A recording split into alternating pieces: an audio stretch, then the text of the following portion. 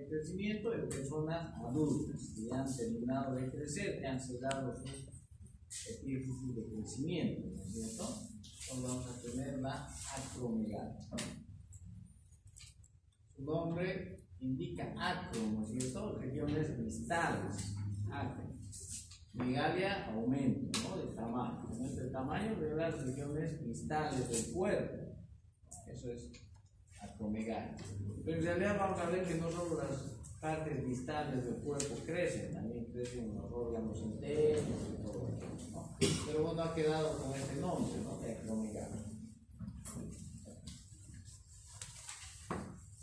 La causa más frecuente de hipersecreción de hormonas de crecimiento son los adenomas de células somatotropas, ¿no? Entonces, la causa más frecuente es un adenoma hipoficial de células somatotropas secretores de hormona de crecimiento. Esa es la causa más frecuente de la acromegalia. Otras causas, adenomas mixtos, ¿no? De diferentes tipos de células. Tumores plurihormonales, arcilla turca parcialmente vacía, también es otra causa de acromegalia. Secreción ectópica de hormonas del crecimiento. Vean, tumores pancreáticos, ováricos o pulmonares pueden secretar hormonas de crecimiento activa biológicamente, ¿no? Y provocar una acromegalia.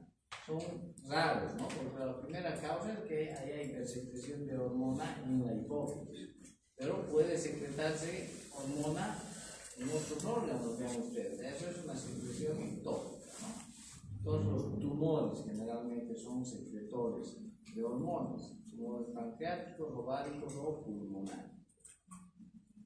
Entonces, en algunos casos llega a ser esta la causa. Y a nivel hipotalámico, podría haber producción excesiva de hormona hipotalámica, pero también puede haber secreción ectópica de esta hormona hipotalámica. Vean, en tumores toracoabdominales, algunos de ellos pueden secretar niveles elevados de hormona hipotalámica. Igual, va a actuar como la misma hormona del hipotálamo, estimulando a la hipófisis a secretar hormona del crecimiento, ¿no? Entonces, vean las causas. Lo mismo, ¿no? Aquí con su porcentaje de prevalencia. A nivel hipofisiario, hemos dicho adenomas de células son la causa más frecuente, vean, 60% de los casos, ¿no? Es por un adenoma hipofisiario secretor de hormona de crecimiento. Adenomas mixtos, 25%. Otras adenomas, menor frecuencia. Entre todas, ¿hacen cuánto? ¿90%? ¿No? Las causas hipofisiales son las más frecuentes, ¿no? Y bueno, vean ustedes otras causas etiológicas, otro tipo de tumores, menos frecuentemente, ¿no? A nivel de páncreas, menos frecuente.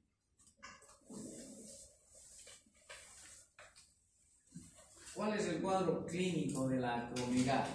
Entonces, es aparición lenta, es un cuadro de evolución en décadas, en realidad, ni siquiera años, en décadas, 20, 30 años de evolución, que se van presentando las manifestaciones clínicas y el paciente va adquiriendo las características de la acromegalia, ¿ya? El crecimiento óseo acral, ¿no? Si se presenta en niños y adolescentes que aún no han terminado de crecer, vamos a tener el gigantismo o el acrogigantismo, que es una combinación entre acromegalia y gigantismo, cuando ya los niños han crecido en exceso y después ya crecen las partes altas, ¿no? Del organismo. El acrogigantismo es una otra forma de combinación de gigantismo y acromegalia, ¿no? Entonces, ¿qué tejidos crecen? Vean ustedes, crecimiento de tejidos blandos como el talón, ¿no? Los pies son grandes, normalmente van aumentando, cambiando de talla del zapato permanentemente, ¿no? Si usan guantes, lo mismo, van aumentando el tamaño de los guantes. Los anillos, ¿no? Que dejan de, se les ajustan los anillos y van quedando pequeños los anillos. Entonces, crecimiento acro, ¿no? De los tejidos blandos. Entonces, como les digo, ese es un proceso que tarda años o décadas. El paciente le llama la atención que va incrementando su medida de los zapatos, ¿no? Con el tiempo. Va dejando. La fase es bien característica, ¿no es cierto? No necesita otra cosa que mirarlo al paciente y dice, tiene acromegalia, ¿no? Porque su fase es bien característica, ¿no? La fase es tosca, nariz grande, carnosa, los arcos superciliares pronunciados, los pómulos también pronunciados, la mandíbula grande y con prognatismo, ¿no es cierto? Los incisivos centrales inferiores separados por el crecimiento del maxilar inferior, ¿no es cierto? De la mandíbula. Las orejas también son grandes.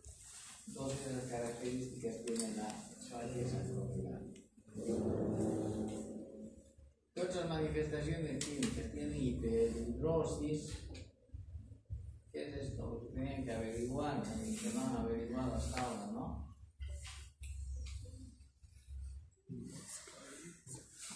La voz cavernosa o de ultratumba, estos pacientes son los que tienen voz cavernosa. Hemos dicho, ¿no es cierto? Los maxilares son grandes, los senos paranasales frontales, maxilares, etmoidales son más grandes, entonces son unas cajas de resonancia, ¿no? Y es típico escuchar la voz de estos pacientes característica. Es así como dice, de ultratumba o cavernosa, como una caverna. Entonces, característico, uno ni necesita ver al paciente, solo escucharle para diagnosticar. Piel grasosa, tienen artropatías,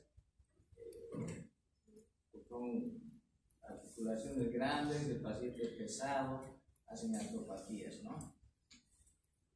Sifosis. Ustedes no lo han conocido a Tataque Quisbert, pues, ¿no?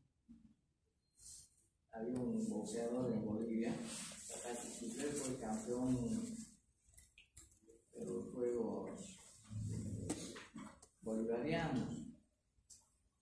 Medía 2.15.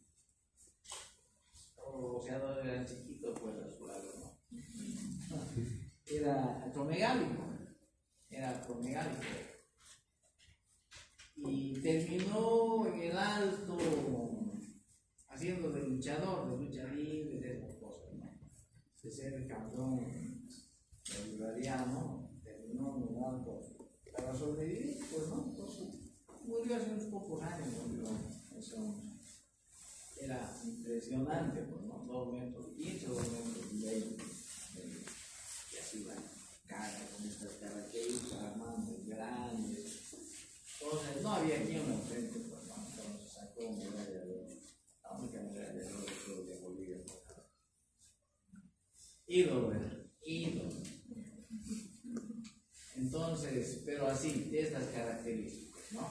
Y como son grandes, tienen tendencia a agacharse, a ser medio jorobados, ¿no?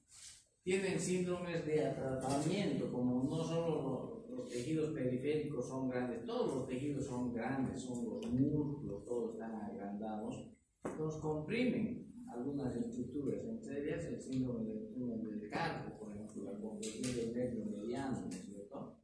El nervio mediano produce el síndrome del túnel del carpo.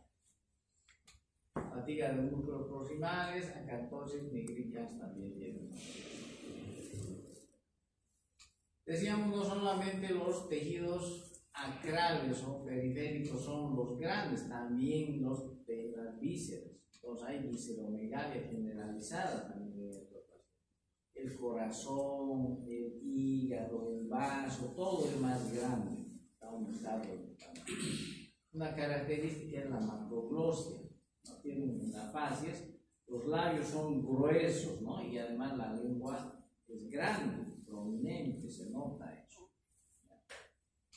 Miren, incluso la tiroides está aumentada de tamaño. Por todo es aumentado de tamaño. Desarrollan cardiopatía isquémica porque tienen tendencia a la hipertensión arterial, tienen mayor consumo de oxígeno, tienen mayor masa muscular, el corazón está aumentado, está hipertrofiado, hay mayor consumo de oxígeno, entonces tienen tendencia a la cardiopatía isquémica. Muchos se mueren por infarto de miocardio. Entonces tienen cardiopatía con arritmia, hipertrofia del ventrículo izquierdo, disminución diastólica de la función diastólica, ¿no? Por hipertrofia del ventrículo izquierdo. Hipertensión. También hacen obstrucción de las vías respiratorias. Durante la noche hacen apnea del sueño por la macroglosia, ¿no? Se obstruye la vía aérea. Con el tiempo desarrollan también oligorrulia por esta causa, ¿no?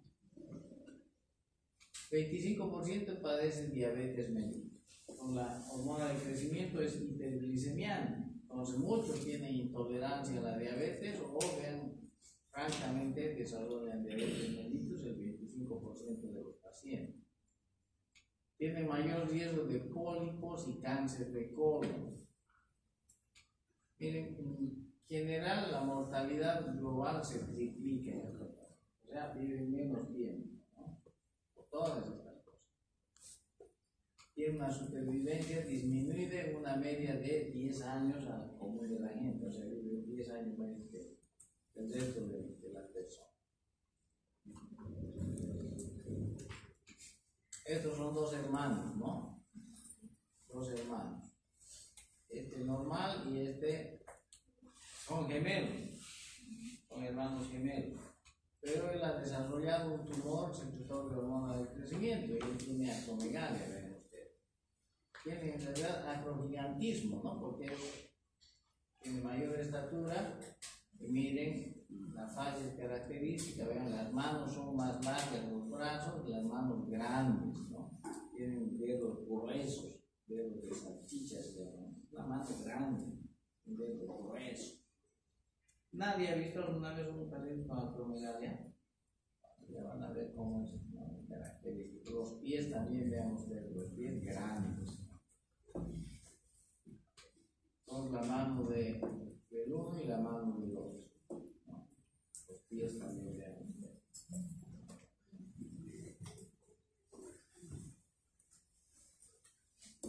Teníamos en emergencia un paciente, no sé si con ustedes o anterior grupo. Era un muchacho de unos 23, 24 años, medía casi 1,90 más o menos. Pero lo que más le llamaba la atención y era contento era porque medía 46 su pie. Y decía que en su familia todos tenían el pie grande. Y él estaba con el 46 y quería ser de mayor pie. Tenía acromegalia, ¿no? Estaba contento, pero tenía acromegalia. No, así son los pies, ¿no? Grandísimos. Entonces aquí está la fase típica, ¿no? Los arcos superciliares prominentes, la frente, la nariz gruesa, carnosa, el traumatismo del maxilar inferior, los incisivos separados. Entonces, características. La comparación aquí de las manos también. Vean, estos son los dedos, ¿no? En salchicha, grande, grueso.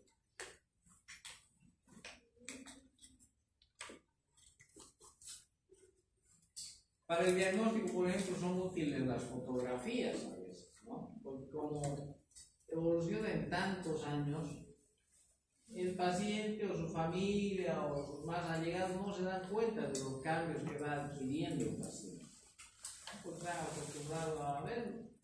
Entonces uno que no lo ha visto después de mucho tiempo lo ve, sí se da cuenta que ha habido cambio, ¿no? Vean este paciente, ¿no? Un joven, en sus fotografías cómo ha ido transformando, ¿no? La comunidad. Vean las características, ¿no? Sí. Entonces las fotografías sirven para hacer diagnóstico. Laboratorialmente vamos a tener, obviamente, el hormona del crecimiento elevado, ¿no es cierto? Pero lo más importante son los niveles séricos del factor de crecimiento similar a la insulina, que van a estar altos. ¿Ya? Van a estar altos. Con eso se confirma el diagnóstico, más que con la hormona del crecimiento, porque ya mediciones aleatorias no son confiables, tiene esa expresión pulsátil, la hormona del crecimiento, ¿no? Pero en respuesta a esto se eleva la hormona periférica, ¿no? Y es con eso que se hace el diagnóstico. Confirmación de acromegalia con una prueba dinámica. Como hay exceso de hormona, en este caso lo que usamos es una prueba de supresión, ¿cierto? Una prueba de supresión. La prueba de supresión de hormona de crecimiento. ¿Con qué? Lo contrario de la hipoglicemia insulínica, ¿no es cierto? Sí. Una sobrecarga de glucosa. Una sobrecarga de glucosa tendría que disminuir a la hormona del crecimiento, porque es una hormona contrarreguladora de la insulina, ¿cierto? Si quiero estimular, le provoco hipoglicemia. Si quiero suprimir la secreción de hormona del crecimiento, le doy una sobrecarga de glucosa. Entonces, vean 75 gramos de glucosa y se va dosificando la hormona del crecimiento, ¿no? Tendría que bajar al menos de 1 microgramo por litro. Si no, estamos confirmando que hay aumento en la secreción de hormona del crecimiento, ¿no? Entonces, una prueba dinámica para confirmar el diagnóstico. Tratamiento. Como la primera causa es un adenoma hipofisiario, entonces la cirugía, ¿no es cierto? La infiltración del tumor es un tratamiento inicial, ¿no? En caso obviamente de que sea un tumor. Entonces la cirugía es la indicación, ¿no? Hay medicamentos que se denominan análogos de la somatostatina. La somatostatina inhibe la secreción de hormona de crecimiento por retroalimentación negativa. ¿Ya? Entonces la somatostatina es la hormona que inhibe la secreción de hormona de crecimiento. Hay análogos a esta hormona que se utilizan como coadyuvantes en el tratamiento, ¿no? ¿Qué hacen estos análogos de la somatostatina? Reducen el tamaño del tumor, mejoran los síntomas en el paciente, reducen la secreción de hormona de crecimiento. Entonces esto ayuda, ¿no es cierto?, para el momento para preparar para la cirugía. Tenemos un tumor más pequeño, con menor secreción de hormona, entonces más fácil de operar. Entonces se utiliza como análogos antes o en preparación para la cirugía. O puede ser el tratamiento definitivo en pacientes que no pueden operarse, que tienen contraindicación para la cirugía o que rechazan la cirugía. Entonces puede utilizar estos medicamentos para controlar la enfermedad, ¿no? Luego tenemos la radioterapia, que está indicada cuando hay intolerancia al tratamiento, no hay respuesta al tratamiento o a la cirugía, ¿no? O ha habido recidiva también, entonces la radioterapia es otra alternativa. Entonces aquí tenemos los análogos de la somatostatina. El acetato de octreotilo. Aquí tienen las dosis, a lo que quieran. Disminuye la concentración de hormona de crecimiento, ¿ya? De manera importante, ¿no? Y vean que un porcentaje de ellos normalizan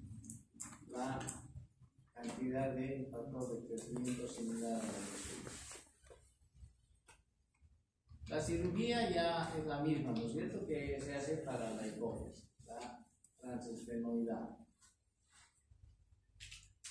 Índice de curación 70% cuando es microadenoma y menos del 50% cuando son macroadenomas.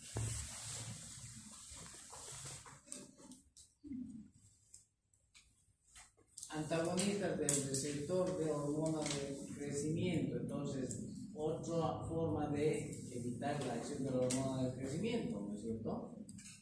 Entonces, tenemos medicamentos como el pegtisomal, lo que es la unión de la hormona del crecimiento con el receptor. Por lo tanto, no va a haber acción de la hormona del crecimiento, ¿no? Al bloquear, entonces no le va a secretar factor de crecimiento similar a la insulina. Y por lo tanto, se va a contrarrestar la acción. Agonistas de la dopamina, como la bromocriptina, ya hablábamos en progartinoma, ¿no es cierto? Se utiliza la bromocriptina también. Entonces también se utiliza en acromegalia. Inhiben la secreción de hormona del crecimiento, ¿ya? La bromocriptina y el otro es la cabergolina, ¿no es cierto? Los mismos dos que se utilizan para el tratamiento de progartinoma. La radioterapia en caso de recidiva, ya hemos dicho, que no haya respuesta a los anteriores tratamientos. Bien, con eso concluimos la hormona de crecimiento. La siguiente clase, ACTH. Revise, es de las más importantes, la ACTH.